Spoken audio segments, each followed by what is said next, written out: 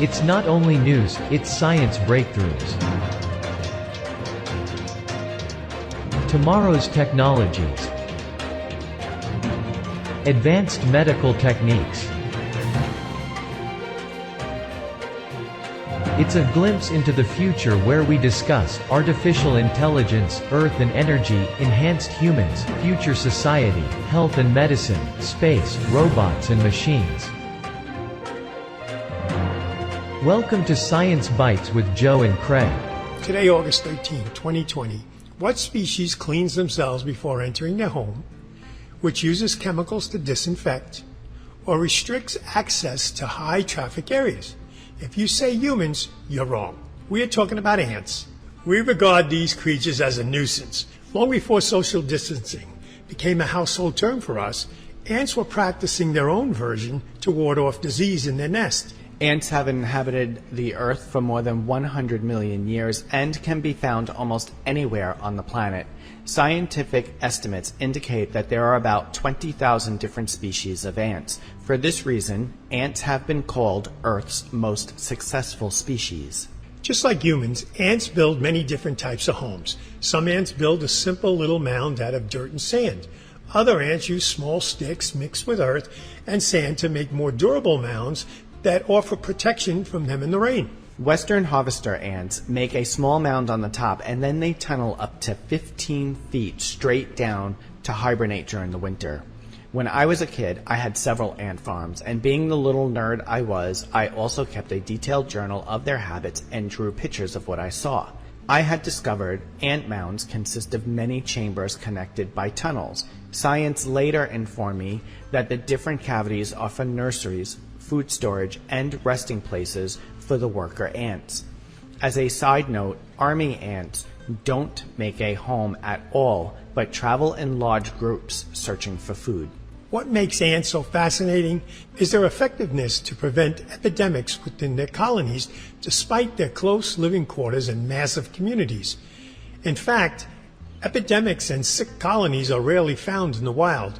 As human societies are warding off the generation's biggest pandemic to date, we should take a closer look at how our fellow inhabitants deal with infection and outbreaks. Scientists have observed many species of ants' disease-curbing social practices, including separating groups by role within their nest, sanitizing themselves and their living quarters, and mixing tree resin with their poison to kill pathogenic spores. Ants may have a few things to teach us humans about giving each other enough space, especially during a pandemic. A 2018 study found when the colonies of the garden ants were exposed to a pathogen, they changed their behavior in response. Ants already divided themselves into two groups. Workers take care of the family inside the nest, and workers that hunt outside. After researchers exposed ants in 11 colonies to infectious spores, the ants in each colony began to interact less with ants from other groups and more with one another. The groups effectively became more separate, which prevented the spread of the spores. What's more, after the researchers performed another experiment with 11 more colonies, the ants protected what the study calls high-value individuals, the queen and younger worker ants. The more numerous ants that had low levels of exposure to the spores showed a heightened immune response to the infection, much like humans do with a vaccine. We can learn more from ants than just their social distance ways. A study published in the Journal of Evolutionary Biology described how ants use their own version of cleaning and sanitizing one another. Another study published in 2018 found ants adjusted to sanitary care based on the nest mate's level of infection. Not only do nest mates groom themselves before entering the nest, but they also groom each other, a practice known as allo-grooming, physically plucking potentially infectious particles from their mates' bodies. When grooming a nest mate that was exposed to more than one pathogen, the ants adjusted their grooming technique, increasing the use of their own antimicrobial poison and reducing physical contact. Ants left with low levels of spores in their bodies developed higher immunity to the fungal spores in another version of an ant inoculation against disease. Ants also use chemicals to prevent their entry of pathogen before the nest even gets established. Many ant species produce a poisonous substance within their venom gland called formic acid. This usually is used to fight off predators. Much like humans like moving into a clean apartment, ants use the poisonous acid to sanitize new living area before they move in. In addition to grooming themselves and each other, ants have even more strategies to fight disease. They collect tree resin from outside the nest, which has antimicrobial properties, and place it near the family. But rather than using each substance alone, they mix the two within their nest to create an even more powerful antifungal agent. Just like ants, some of the most powerful tools against the spread of disease are materials found in nature. With our ants as a guide, scientists can evaluate the efficiency of strategies like social distancing, sanitizing, and even using compounds from Mother Nature. Some new research used ants as a model for so-called super spreaders. By observing the insects and selecting those that have the most contact with others, this type of model might be used in the future to help identify potential super spreaders in a community and vaccinate or immunize them first. Some tactics from ants, of course, won't work for us, but the point is not for humans to emulate ants, but to do what humans do best: pick and apply the best parts of nature for our own use. We're going to take our short break. When we return, we are going to talk about fast radio bursts. 50 years ago, we went to the moon. We called it Apollo. What many people don't know is that Apollo had a twin. She was a woman named Artemis, goddess of the moon. We are returning to the moon. As a new generation of explorers, this time to stay. And to prepare to achieve humanity's next giant leap of sending the first human missions to Mars. We believe our course will redefine what is possible. That we will discover life-saving, earth-changing science. And that the challenges ahead will inspire generations. This is our manifest. For all who wondered if we could return. For all who dreamed of pressing beyond. This is your calling. We go for all of America. We go. We go as the Artemis generation. We go. Welcome back. In 2007, astronomers digging through data of the past 6 years found a very strong and brief burst of radio emission coming from an unidentified source in space. It introduced us to a new class of objects dubbed fast radio bursts, known as FRBs. The radio portion of the nickname is because the emission is detected by radio telescopes surveying the sky at radio wavelengths.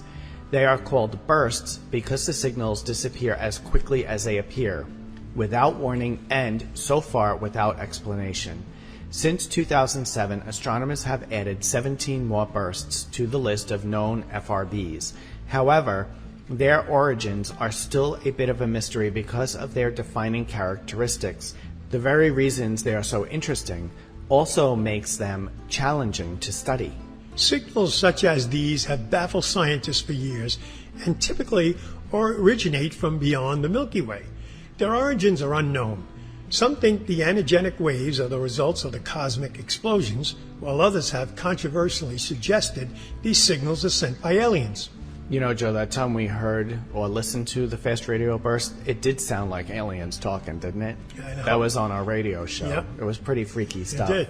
And we played that for people to hear. Yeah, it was freaky. This year, scientists got a break and traced mysterious radio signals detected on Earth to a dead star within our own Milky Way galaxy. The millisecond-long burst of radiation was emitted by a magnastar, a type of star with an extremely powerful magnetic field, roughly 14,000 light-years away. This is the first ever observational connection between magnastars and fast radio bursts. It truly is a major discovery and helps to bring the origin of these mysterious phenomena into focus. FRBs are intense pulses of radio waves, as we discussed, that last no longer than the blink of an eye. But get this, they produce the energy of millions of suns in the space of that blink of an eye. More than 100 FRBs have been discovered to date. Only a handful has repeated, and fewer still in any predictable pattern. This makes them notoriously difficult to study. The scientists found that the burst from the Magnus star was weaker than the FRBs detected from the outside of the galaxy. Which is weird. You would think that it would be stronger since it's right there. Magnus stars are a type of neutron star, collapsed remnants of stars that sport powerful magnetic fields. Sometimes their magnetic fields can warp the star's shape and trigger eruptions of huge bursts of radiation in what scientists call starquake. Very few starquakes have ever been detected, and fewer still have been caught emitting any type of radio waves. Though the evidence now points strongly in favor of Magnus stars being the source of all FRBs, the study is not conclusive. It's possible other stellar phenomena may also lead to the eruption of the mysterious signals. That could mean that the dying embers of huge stars, black holes, or something never before detected by humans. At least one scientist has suggested the signals were produced by alien spaceships. However, the majority of experts disagree with this theory. Whatever their origins, FRBs have the potential to be a new tool that we can use to understand the structure of matter in the universe. The radio bursts were first discovered in 2007, so even small steps towards understanding their source means big excitement for astronomers. We're going to take a break. When we return, we have a quick bite for you, the world's largest fusion reactor. What makes a rainbow bend? Where does the universe end? To know the world from A to Z. Discover science and technology. Where is the dinosaur? What's on the ocean floor? To know the world from A to Z. Astronomy, biology, chemistry, zoology, science and technology. It's fun, you'll see. Why is the sun so warm? What makes a winter storm? And what's a quadruped? Why is the planet Mars red? You'll find there's lots to know. Exploring as you go. To know the world from A to Z. Discover science and technology. Astronomy, biology, chemistry, zoology, science and technology. It's fun, you'll see. A public service message from the National Science Foundation. Hi, I'm David Boreanaz with a personal message for any returning vets that may be struggling to cope. There's help, and it's just a phone call away. The Veterans Crisis Line is staffed with experienced professionals who know your struggles. All of us know there's no greater sacrifice than the service to our country. Your service is important. Your life is important. For vets and their families, the Veterans Crisis Line is here to help 24 hours a day. Please call. Welcome back for our quick bite. Last month, engineers started construction on the world's largest nuclear fusion project in southern France, with operations planned to begin in 2025. You know, Joe, just as a side note, last week we talked about France as well, and that was for the largest X-ray machine. Right. All right, so the project is called ITER. It's an international collaborative effort between 35 countries with enormous ambitions to prove the feasibility of fusion energy with a gigantic magnet device called a tokamak. As per the project's official website, enabling the exclusive use of clean energy will be a miracle for our planet. Fusion power, in theory, works by harnessing the energy released by two lighter atomic nuclei, fusing them to form a heavier nucleus and turning it into electricity. Proven to be economical, and if the machine can generate more energy than the amount put in to kickstart the process, the technology could lay the groundwork for an entirely new way of generating nearly unlimited clean energy on a commercial scale. Fusion power would be far safer than conventional fission nuclear energy, since there is no risk of a meltdown or leftover nuclear waste. But if in the last 6 decades of fusion research are anything to go by, it remains an elusive way of generating net energy. The extremely hot plasma inside the fusion reactors is notoriously difficult to predict and control.